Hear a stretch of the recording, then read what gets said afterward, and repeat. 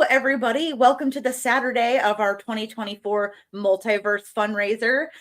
If you're just joining us, this year we are supporting Comic Books for Kids, which is an amazing organization. I'm going to play a video from their founder here in just a moment. But first, I want to let you know this is the Indie Authors Roundtable, and I'm Crayle, one half of Phoenix Sisters Cosplay. I'll be introducing three amazing authors, and don't forget to light up the comments and ask them any of your questions you have about independent authoring, independent publishing. We want to hear you. You are the surprise guest today, audience. And this is what we do. We do this every day. On Christmas Day, I was getting emails from hospitals. On Christmas Day, I was responding. Sickness doesn't take a break. We are there for the hospitals. We are there for the kids. We will do whatever we can do. And as I look and talk to you, and I talk to all the people who are watching this, be a part of this. However you want to be a part of this, be a part of it. If you can send us $5, send us $5. If you can send us 5 comic books, a Funko Pop, a toy, a children's book, send it to us. However you want to make a difference, because we're all in this together. And here's the cool news. Nobody knows who I am, and here's why. When we give these materials to the hospitals give it to the kids and the parents. Comic Book for Kids and my name never shows up. When this stuff goes to the military, when my comic shops send the pallets, my name is never there. And that's great. That's all right. Because it's not, as I said, about us. It's not about promoting who we are. It's about all of us together in the industry making a difference for so many. And that's what we're about, Kelly, and that's what we do every single day of the year.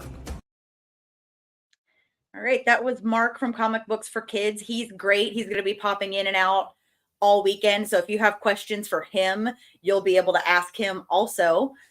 In the meantime, I'm just going to introduce them in the order that they're lined up in my green room backstage. We've got Johnny Beyond, entertainer extraordinaire, prophet of pop culture. How you doing, Johnny?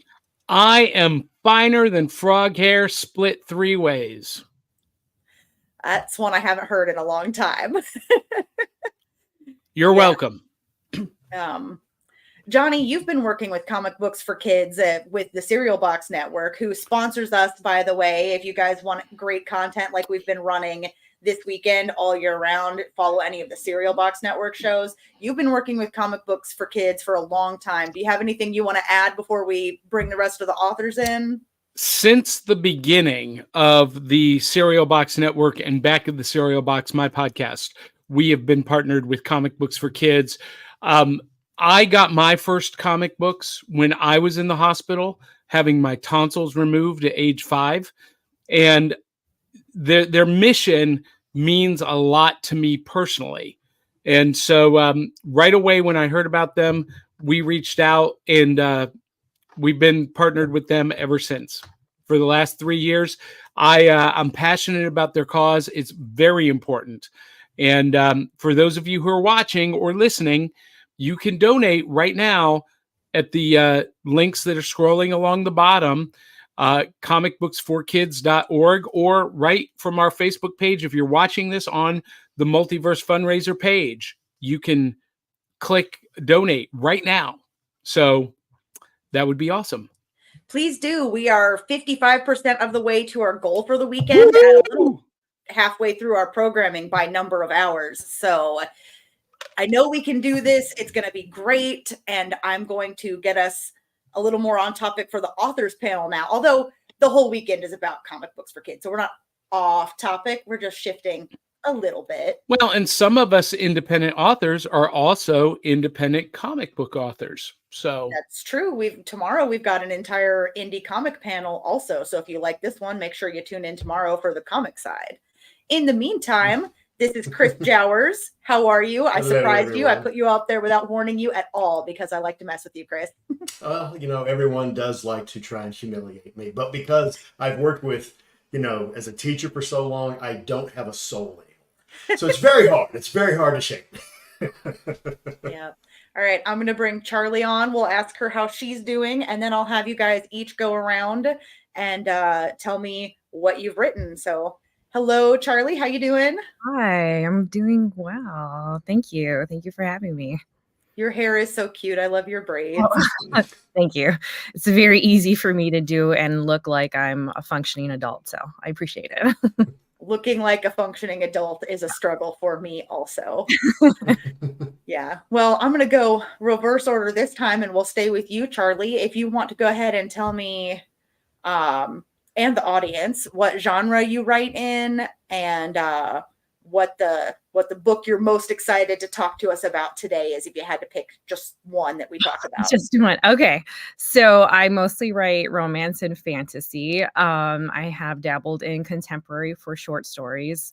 Magnet to the Magnet came out yesterday, which is a short story I wrote for underprivileged children in Houston as a part of a charity anthology. But I am most excited. I just released the final book in a series of 7, the Tried and True series, last month. So Rising Ashes. Is this part of the Tried and True series? It is. I see that there now. It is. Slated Scars here. Is this the first one? That one is smack dab in the middle. That is my favorite cover, and the male MC. So it is a really good cover. I like it. Yeah, Illustrated does a fantastic job. Yeah. All right. Well, Chris, do you want to tell us what you've written and what genre you primarily write in? I primarily write in horror. The last book I published was Necessary Evil, and it was my first ever horror anthology.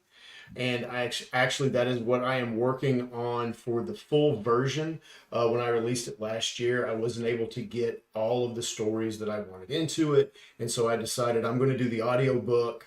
And I realized, well, if I'm going to do the audiobook, I am going to add all the stories that I didn't get to do in. So I'm going to republish it in a new volume. I've also written a Viking horror adventure fantasy book called Lostborn that you can find over at Proceed Productions. The novella The Last Ride of Sam Hain, and fingers crossed this year I'm going to be putting out a lot of content. And not only that, in podcasting. I actually write and perform in a podcast called The Confession of Johnny 8.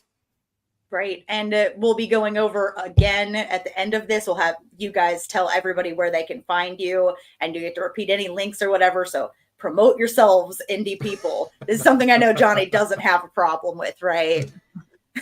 It is your turn, Johnny. Tell me about your books. So I am the author of the Tales of the Decoverse series, published by Seventh Star Press. This is the second book in the series, One Night at the Roxy. And it is a story about an ex-gangster turned time-traveling defender of the nexus of reality, set in an alternate reality, diesel punk Chicago. And that's my genre, is diesel punk. But I also write nonfiction. I have published 3 books on the theory and performance of magic, illusion, stage magic, and performance of. I think 6 books in total, including a comic book, which is part of the Tales of the Decoverse series, The League of Impossibilists. That issue number 2 is on its way, and volume 3 of the Tales of the Decoverse series is due to be released like any minute. That's exciting. Yeah. For anybody who doesn't know, one of the reasons that I am super passionate about running this panel every year is that I am an editor, and I work exclusively, not on purpose, but it ended up this way. I work exclusively with indie authors, and I noticed that a lot of people who are new to self-publishing feel less than, or like they're massively missing out, or they're not connected into the indie creator network yet. And I don't think it's just my clients who've experienced that. I read a romance novel last night where the foreword and dedication were to other indie authors or self-published authors. The series is about, it's a period drama with illegitimate sons and daughters, you know? So it was like for anybody who tries to make you feel less than legitimate. So, I mean, the evidence is everywhere that first getting into a lot of indie spaces, some people feel like they're a little bit less than, and that's not true. The talent is the same, and there's pros and cons to going either which way. So we run this every year. Lots of people have a story to tell, and a lot of those people want to do it through writing. So that's why I'm passionate about doing this. And if any of you have questions, again, if you're just now joining us, make sure you comment wherever you're watching this, and we'll put as many of your questions forward as we can to the authors. In the meantime, I do want to say hi to our audience. Clyde Hall says hi to everyone, and to please hit like. Willow over at Skylar Productions says good afternoon and points out that Functioning Adult is her favorite cosplay. Mine as well. Probably my least favorite cosplay, actually. And Kate H. Hawkins says, yo, dudes, indie talk. I can dig it. Yes, Team Indie, as Chris said to us before in the green room. So my first discussion topic, I guess, is what drew you into the genre you primarily write for? So do I have a volunteer to go first? Well, I will. So the fiction stuff that I'm writing, it's diesel punk, which is, you know, everyone's heard of steampunk, but diesel punk is 1930s, 40s, and 50s, 20s, 30s, 40s, and 50s, mashed up with contemporary science fiction and technology. And I have always been drawn to that kind of aesthetic without knowing what it was. And one day we're on stage, we're doing my diesel punk musical that I wrote, but that I didn't know it was diesel punk. And one of the dancers said, you know, have you ever heard of steampunk? I was like, yeah, I have. I was like, huh? Because she said it's similar to what we're doing. And I said, yeah, it is. I wonder what they would call what we do. And I Googled it, and because I would have called it deco punk, but came up diesel punk, and I was like, oh my God, there's a whole world out there, a whole community. And it like convinced me that the stories in my head had an audience to read them. And so I started putting them down, and I originally got published by Pro Se Productions, and then now I'm published with 7 Star Press. But that's what drew me to it, was just I had this love for that aesthetic and for that genre before I even knew it was a genre. That's a great answer. I mean, it's more detailed than I've gotten. We've talked before about your writing, of course, but I guess I've never specifically asked you why diesel punk. So, Chris, do you want to go next? We'll just go clockwise for a little bit. I've always been a massive horror fan, from classic Universal monster movies when I was a kid, Godzilla. Like, monster movies was always like my bread and butter entertainment. That and Shaw Brothers Kung Fu films, like, you know, legit old school Kung Fu. But for some reason, like when I started writing, the very first thing that I wrote was that got published was a cowboy, a Western, but it was set in the Chicago Prohibition era with the mob. And then when I first started writing Lostborn, which was my first book, I didn't want to write a fantasy book because although I love fantasy, I really wanted the intensity coming from the horror that I loved, like Stephen King. And the one thing that I love that in King and Dean Koontz's writing, Christopher Golden's, is that it's always realistic world, but then there's a creature, or there's the supernatural that is terrifying, but it's how people react to it. That it is a visceral, like, just natural reflex of, like, I am the prey of this predator. Like, I am the deer, this is the tiger. And when I decided to do my next book, I was like, well, you know, I've got all these little short story ideas. And I just delved into it. You know, I listen to creepypastas all the time, like most horror fans do. And I started thinking about just trying to capture, not only to bring fear, but comedy.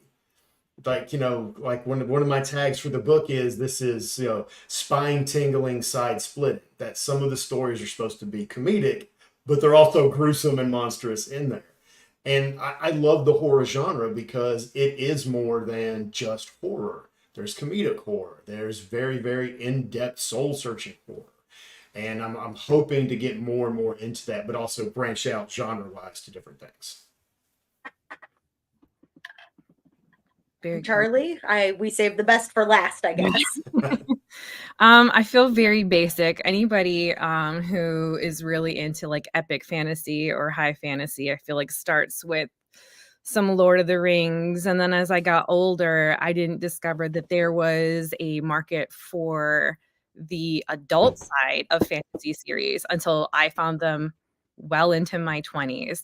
And it kind of blew my mind where I was like, wait a minute.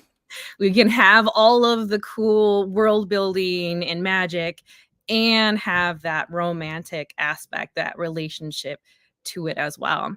It's funny what Johnny mentioned about not knowing what you are writing, even though you're passionate about it. I felt that way about my series being a Why Choose, which I had never heard that term before until I got into, the author universe. And I was like, that's what I wrote. And turns out I really like it. Can I just say, how amazing is it that we live in a time where being super into epic fantasy is basic? Because I will argue with you that it's really popular and common to be into high fantasy or even like romance high fantasy. Yeah. But that's not always been the case. If that was something you just said out loud to an audience of however many people publicly, even in my lifetime, and I'm about to be 31, we live in the future. Yeah. Yes, absolutely. It was something I hid in high school because I wanted, to kind of be cool. So all my, Terry Brooks, Terry Goodkind, George Martin, I was like, just read this secretly. Nobody else can see it. Yeah. I already knew everybody thought I was nerdy when I was in high school, so I didn't try to hide that stuff. For me, it was being willing to admit that I read girly romance stuff was the one for me that I didn't start admitting openly until 2 years ago. Yeah. I was just like, oh no, people know I like reading about feelings. And you watch the Gilmore Girls.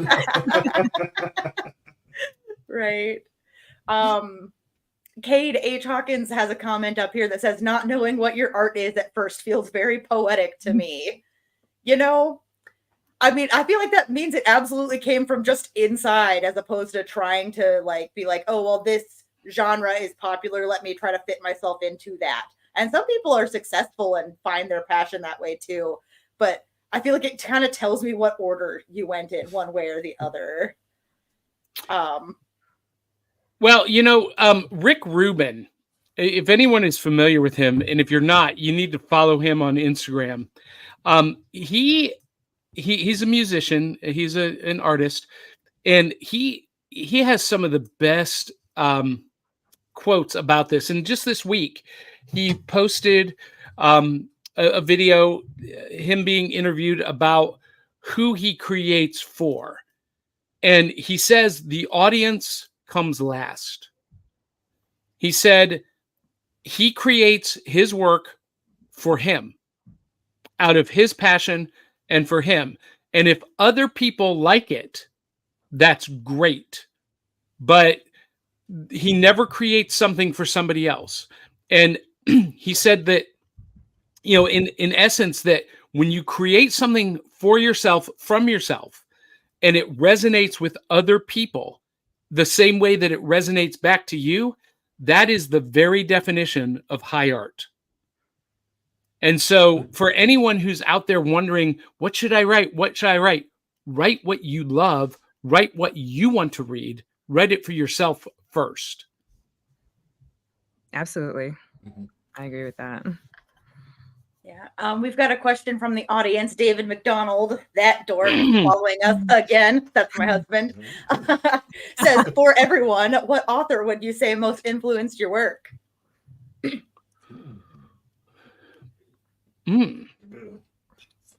It's a tough I question. There you go, Chris. I would say from a writing standpoint, my favorite fantasy author of all time, and there's a lot of competition out there, was a gentleman by the name of David Gemmell, and he wrote what is fantasy, but it was more of action oriented. But what got me and just sank me into his work was that he created realistic dialogue and realistic people in unrealistic situations. And that it was the first book that I read from him was actually the ending of a trilogy, because it was very popular in England, and he wasn't as popular in America. And so I just picked it up at Walden Books back in the day. That's how old I am.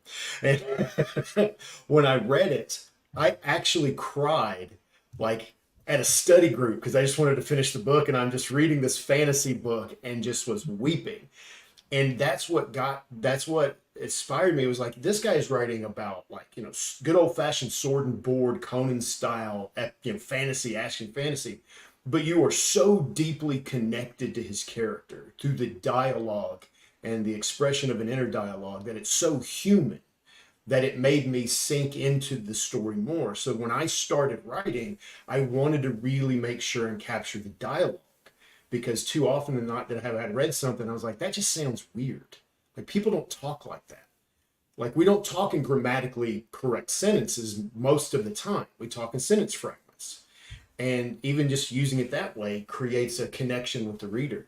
And I mean, there's a lot of people, I would say, influencing me, but when I started writing, that was what I really wanted to try and catch, was creating realistic people, even if it's an unrealistic situation. I love that you're defending the use of fragments in novels. I all the time I'm defending the use, even in your narration. If there's something that you want to pull out to put in somebody's brain the way you would say it, I'm not very insistent that my authors use complete sentences if it's understandable. I mean, you obviously couldn't have like paragraphs on end of total fragments, but if you're trying to convey a character's thoughts or a confusing situation or something, and the perception is fragmented, if we were going to talk about that, our sentences would also be kind of choppy, kind of fragmented. We would just say the thing that's the most important, or the thing that we can think of how to say it. Mm-hmm. And I just, in fiction, I'm a big, that's one of the benefits I think of being an indie author and working with like freelance editors and stuff like that, is that I'm here for you. You're telling your story your way. And if like a publishing house or somebody goes, we really don't like that style, forget them. So that actually happened to me, Crayle. So I write primarily the dialogue.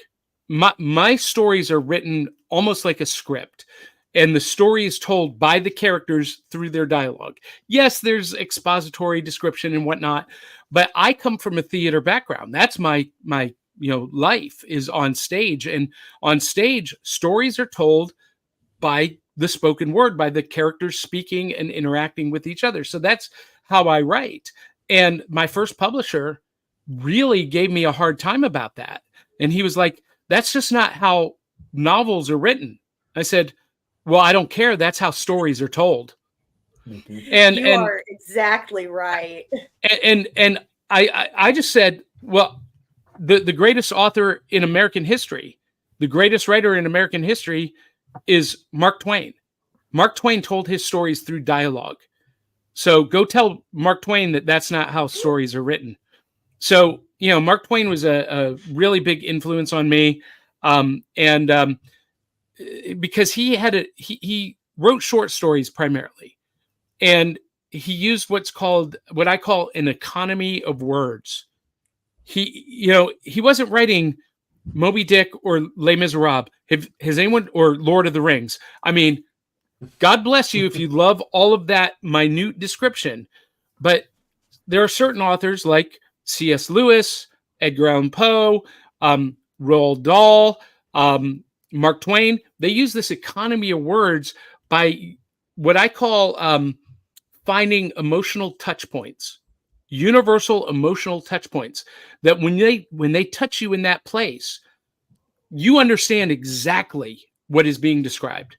And so that's kind of, those are those authors that inspired me. And I tell the story through that dialogue to find those emotional touch points. Mhm. Yeah.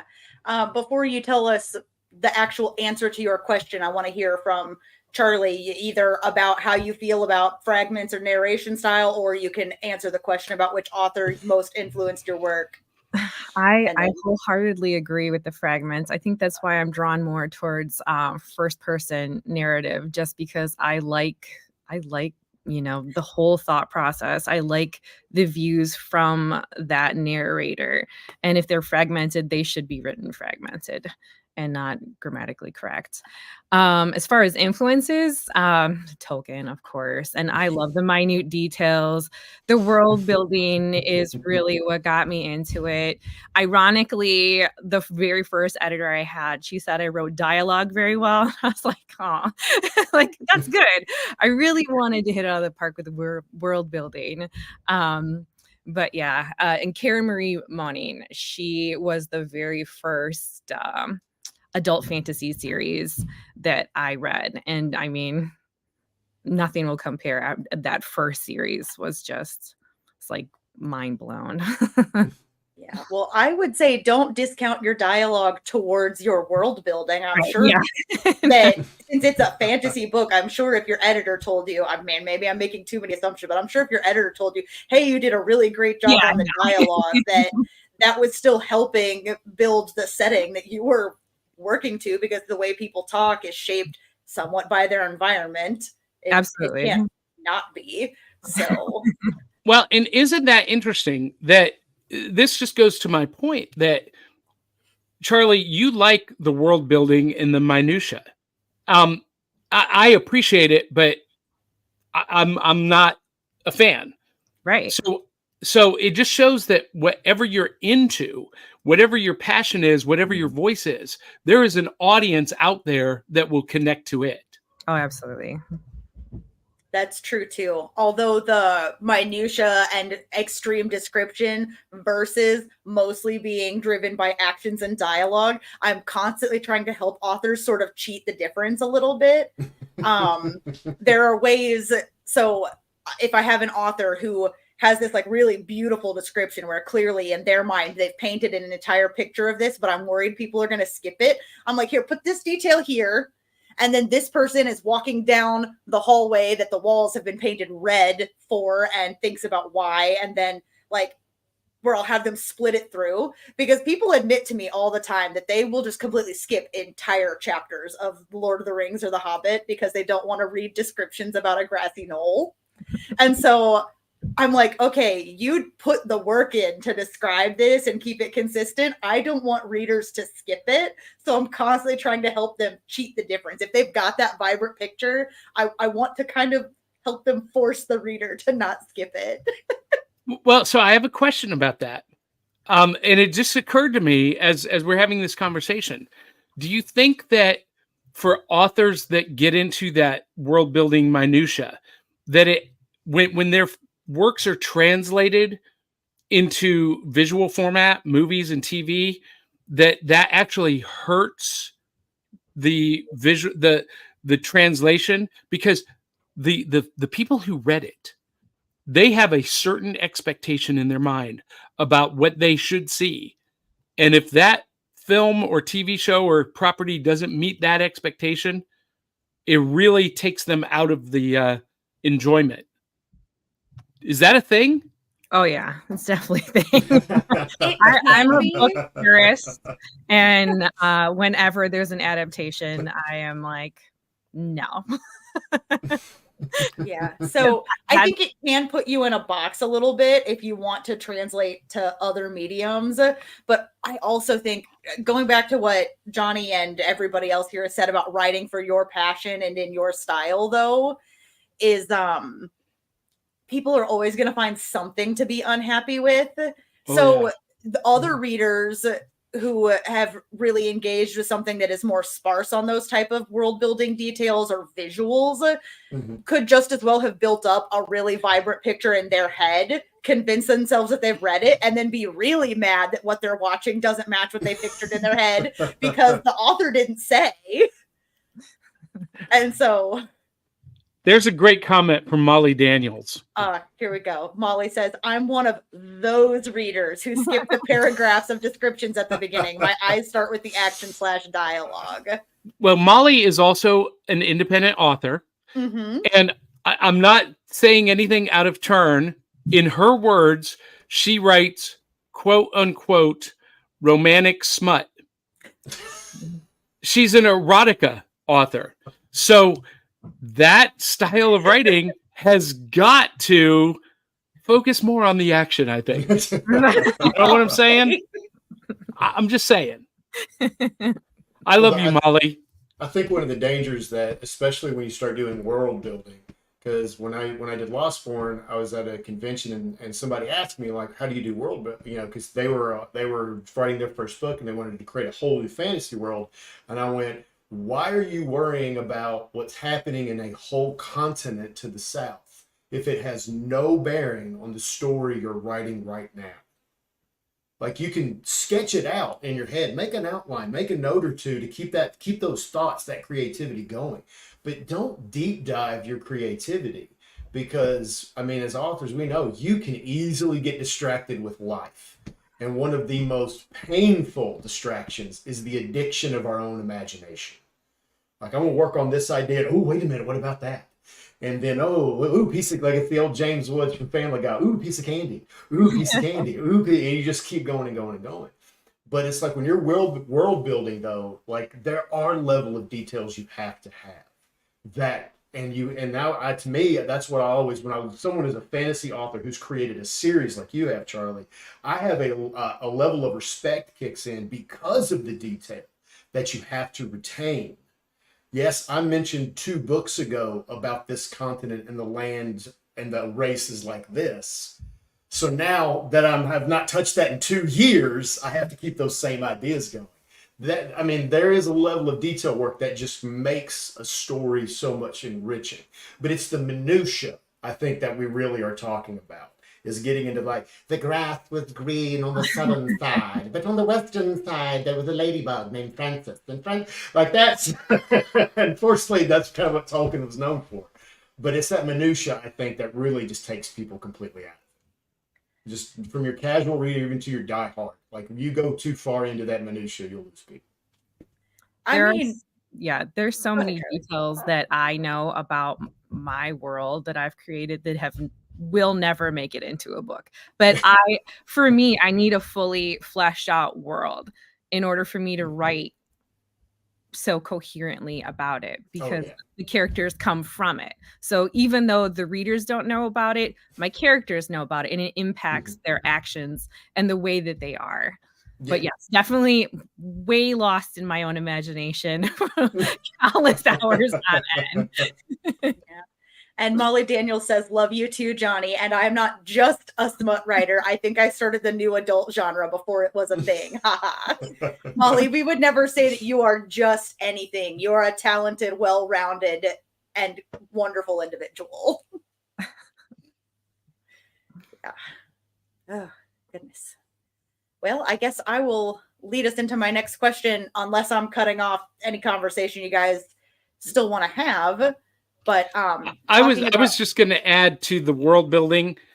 Now, I do build my worlds that I'm writing about, but like Charlie said, most of it doesn't get into print. So for a 22-page comic book, I wrote a 200-page character Bible. Yeah.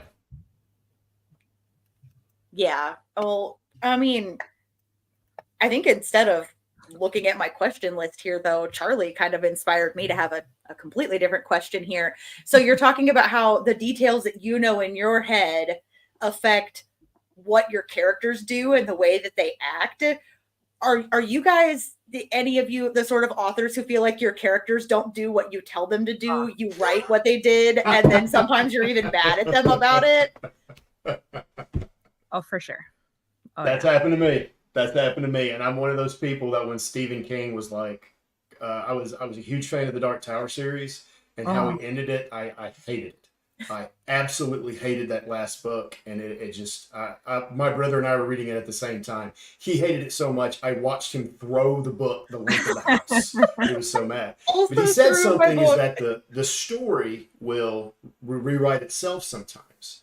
And when I was doing Lostborn, in the story, the character of Thulric, who's the main character, and the Jarl are supposed to have an antagonistic relationship, which sort of creates another force that he has to overcome. And when I was writing the dialogue in that scene, it didn't work anymore suddenly because of the relationship that was coming to life in front of me. These were two warriors that had been there for each other and served together and all. It didn't work anymore. So I literally rewrote an entire section of the book while writing out a conversation.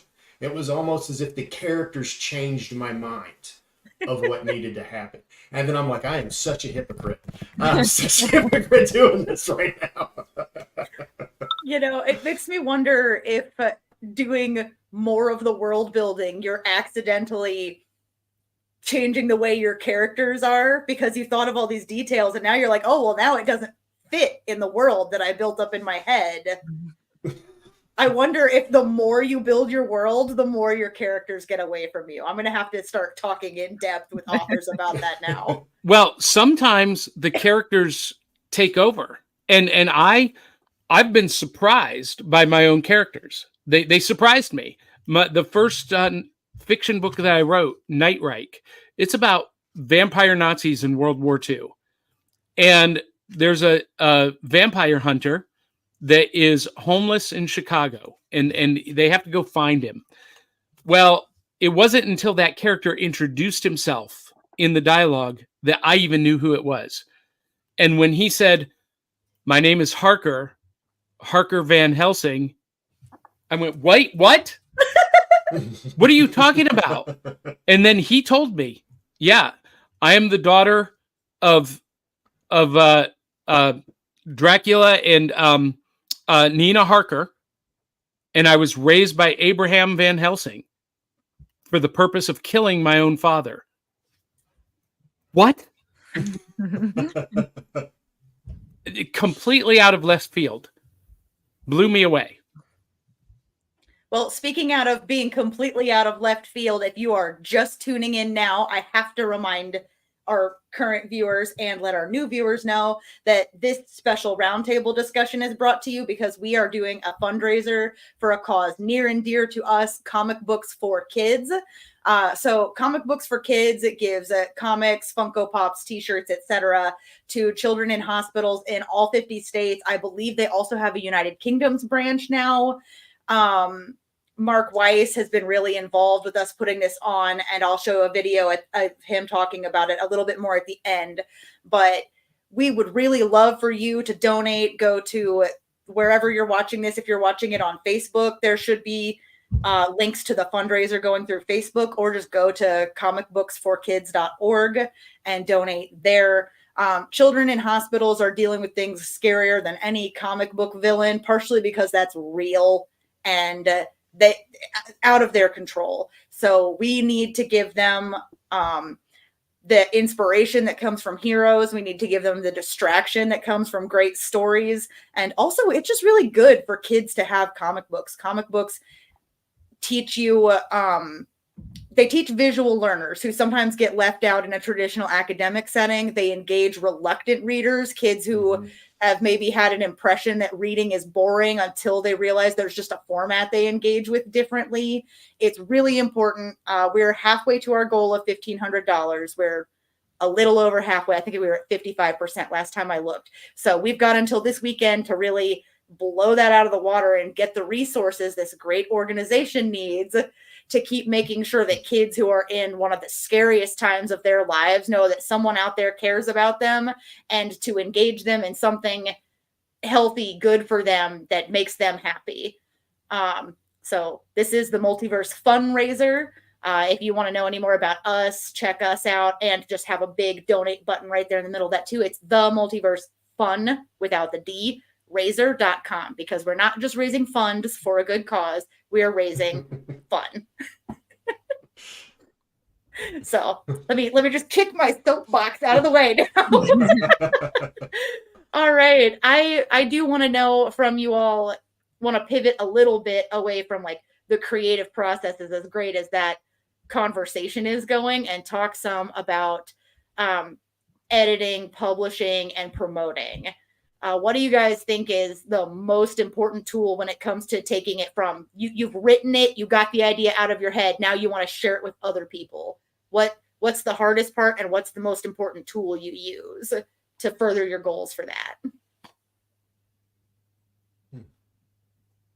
Johnny, why don't you go ahead? Because I know you've been doing a lot. Because you do so much also as an entertainer, and I know that those skills crisscross. You're muted. You're muted, bud. Editing, I think, is of the utmost importance first. I mean, and don't try to edit it yourself. I mean, we are going to do some self edits, but turn it over to someone with experience and with an eye who also understands the vision that you're trying to bring to life. There have been times when I've not been able to done my own project and not been able to afford an editor, and I regretted it later because I found the mistakes that an editor would have found. And you know, in the music studio, I live in Nashville, and music is a big part of the industry here. In the music studio, there's a saying, less is more. And basically what that means is that an editor will come in and kill your babies, cut out the fluff, and help you really focus on more by creating less. Does that make sense? So I think editing is the first thing, and then you guys, you got to promote your work. How many times have you been to a con or an event, and that pitiful independent author is just sitting behind his table on his phone or with his arms folded, and nobody buys his book because he doesn't know how to, he's not promoting it. You got to promote. You're not selling a book, you're selling you, and people buy from people that they like. So anyway, that's another soapbox. Yeah, it's actually really amazing from getting anybody. So if you're tabling, either selling something or teaching people about something or getting signups for something, you'd be amazed the power of standing up. When I worked in political activism, one of the things that organizers would regularly do is go view our chapters and take their chairs. Just take them away for a little while. I mean, obviously, don't do that if somebody's got a mobility problem or something. Don't be like an ableist jerk about it. There are other ways than standing up, but if you're able, like just doing something that looks a little different than sitting down behind a table, that's an image that tells people, oh, you're working on something, or you're busy, or you're alone. Like when people sit down, they're either at work or they're eating or they're entertaining themselves.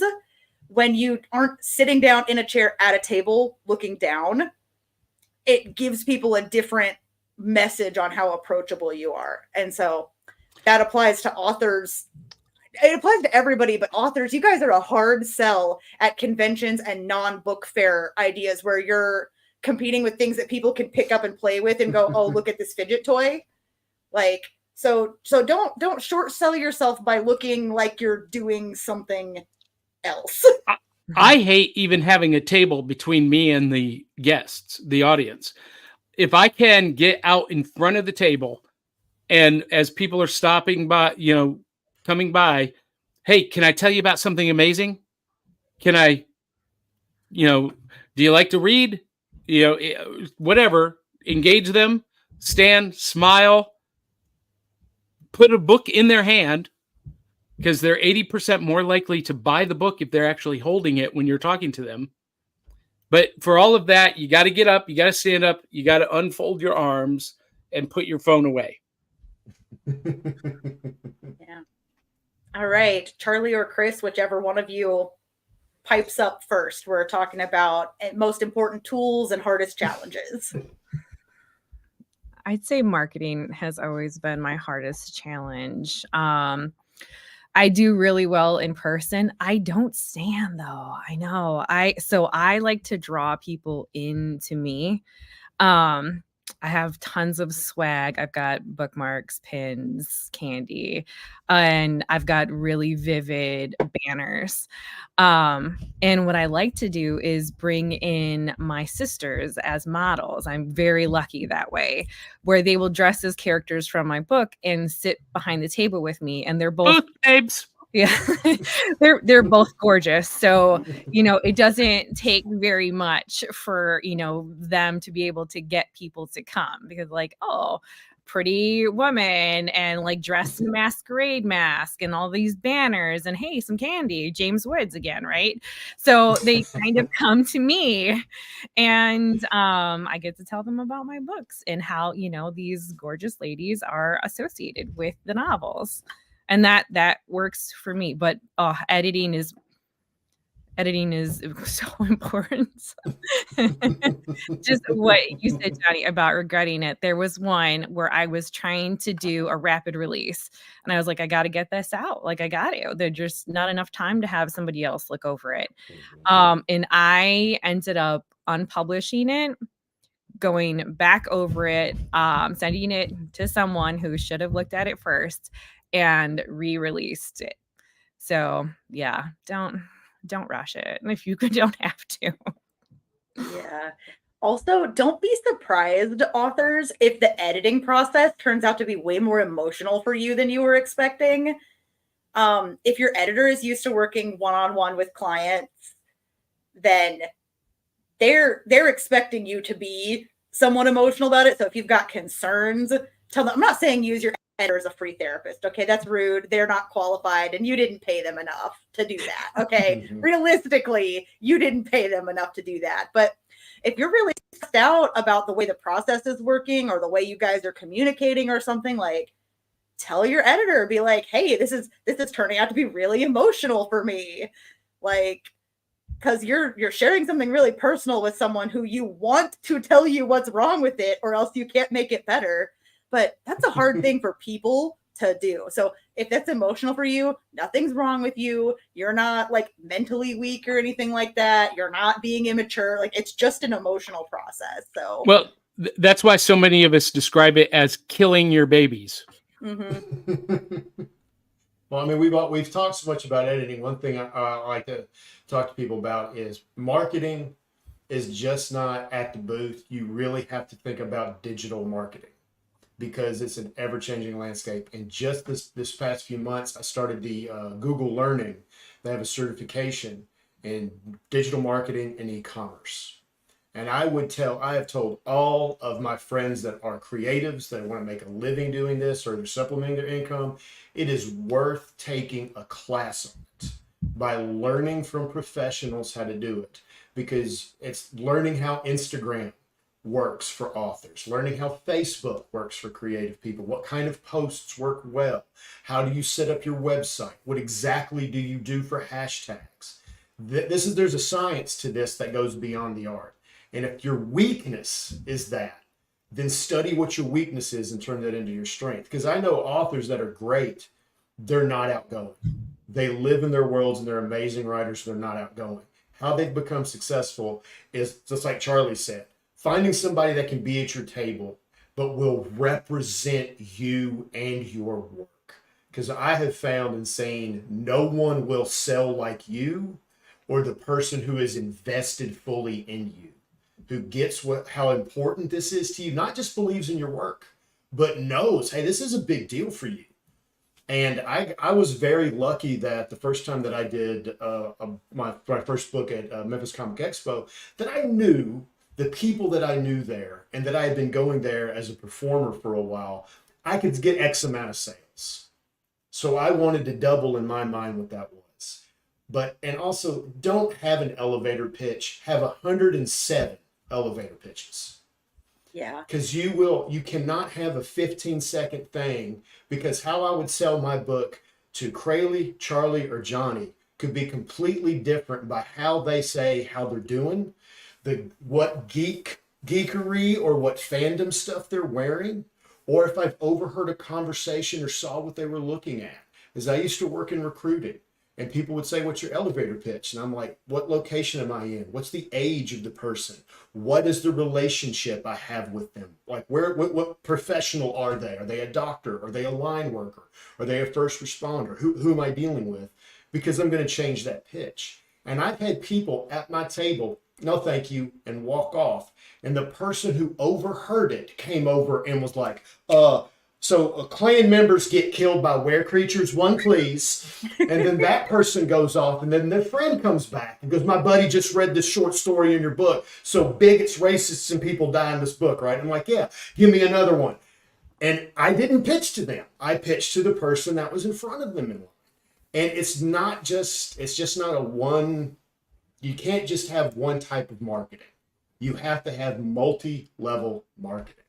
And for a lot of authors, conventions are a waste of your time.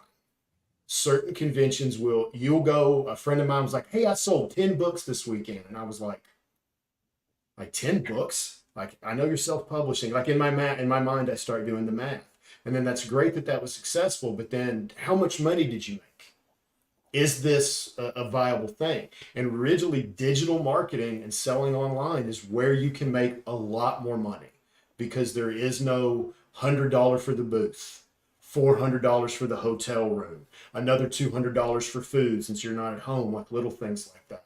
But some authors go to conventions and they absolutely kill. They do huge business. You've got to build that fan base. But again, for anybody listening, Google Academy through Coursera is a class that you can do within a few months, and you learn the ins and outs of digital marketing and selling things. Definitely look into it. Yeah, and if I can do a quick self plug or whatever, Kelly and I, Kelly's been making book trailers for a little while now, where it's like a short video trailer for a book or something. Or if you're looking to team up with podcast or something like that, it might be something paid, or it might be something we work out in trade, or we might just want your voice on a podcast or something. If you're saying, "Hey, I want to increase my digital presence for my book, I'm an indie author," contact Phoenix Sisters Cosplay. So linktree.com/Phoenix Sis Cosplay. We've got everything: Instagram, Facebook, email, websites. Like, we want to help you. We want to help ourselves.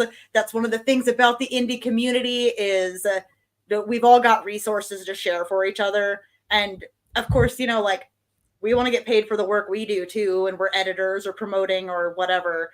But a lot of times the content you all have as indie creators, sharing can, like, just cross-benefiting, cross-promoting and sharing that way can work too. There are organic ways to promote yourself that have to do with building relationships. So that's some of my advice that you can use, not towards me and Phoenix Sisters Cosplay, but also, like, stop by our place first. Okay. All right. We'll get started. That is what I love about going to the conventions with like indie authors around you is, so my first ever convention was C2E2 in Chicago, and I just jumped right into the deep end.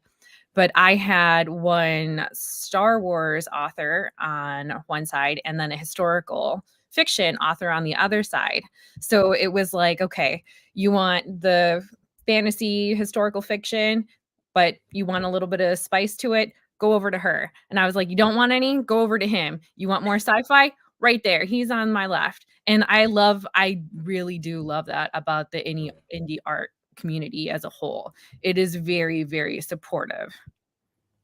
That has been my experience too. Like, it really has. As like an indie artist, I make Pokemon dioramas, right? And it's like artists lifting other artists up, authors lifting other authors up. Anybody who's freelancing it, like, for the most part, indie creators want to help each other. That's been my experience, and that's been a lot of other people's experience. It makes me feel just a little better about the world. I do want to make sure you guys have enough time to fully promote yourselves and tell us where we can buy your stuff before I go into the very last video about comic books for kids, which is great and important. If the cause isn't moving to you, donate for me. Donate because you like me. You're like that Crayle chick. She was she was cool, and give Comic Books for Kids some money. I'm going to go clockwise again. Johnny, where can we buy your book? Books, The Tales of the Deckoverse or Decoverse?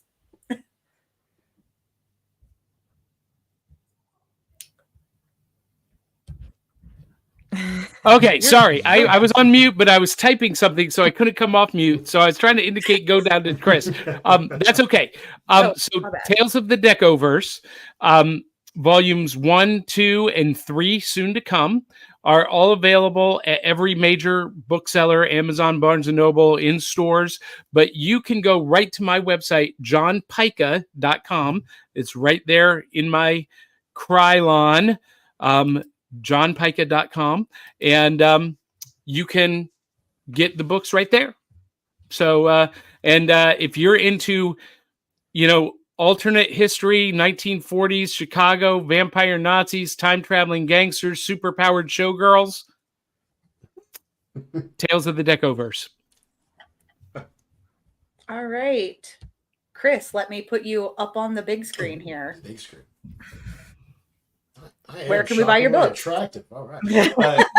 You can find Lostborn on Amazon.com through Proceed Productions. But Necessary Evil is through my website at chrisjowers.com. You can find my podcast, The Confession of Johnny 8, on pretty much anywhere where you get your podcasts from.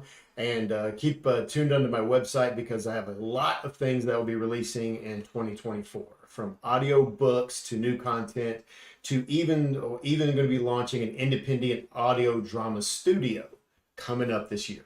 So look forward to that. All right. Charlie, where can we buy your books? You can get the Tried and True series, Amazon, Kindle Unlimited. I'm at Target, online, Walmart, and Barnes & Noble. Signed copies are at charlieray.com, and my short stories are solely on Amazon. All right.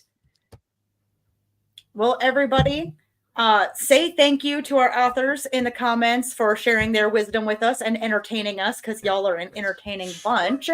I am going to have my studio gremlin in the background there run a video from Mark over at Comic Books for Kids now. Bye, everybody. My name is Mark Weiss, and I'm the president and founder of an organization called Comic Books for Kids. Our complete and entire mission is dedicated to providing comic books to kids in hospitals and cancer centers. I've been passionate about comic books literally my entire life. I love the industry, I love the mythology of the characters, but I've always also wanted to give back. And it occurred to me that perhaps something could be done that would allow us to create an organization that allowed us to provide comic books to the kids in hospitals and cancer centers. And I asked them, I said, if we were to provide comic books to you, would you like them? Every hospital I called had the same story. Please do this for our kids. My goal at the time, a year ago, was to deliver 1,000 comics in a calendar year. By the way, I had no inventory. To 20 hospitals, which, by the way, I hadn't contacted, and bring on 2 publishers. That was my 2017 goal. As we wrapped up 2017, we shipped out over 8,000 comics last year to over 100 children's hospitals in almost every state in the country, and almost every publisher that is here today is working with us. Our community tab on our website shows stories from nurses, from children, from mothers of students, patients, children who have had their lives touched by the simple, small act of kindness of just giving them a comic book. The stories are incredible. You can't make this up. And if anyone had ever told me that we would be influencing people's lives by just these small acts of kindness, I don't think I would have ever recognized the impact. I feel very humbled and very flattered that we've been able to touch so many people's and children's lives. And I never thought the responsiveness would be what we are seeing. It's about letting kids be kids again. And it's about bringing comic books back to the kids.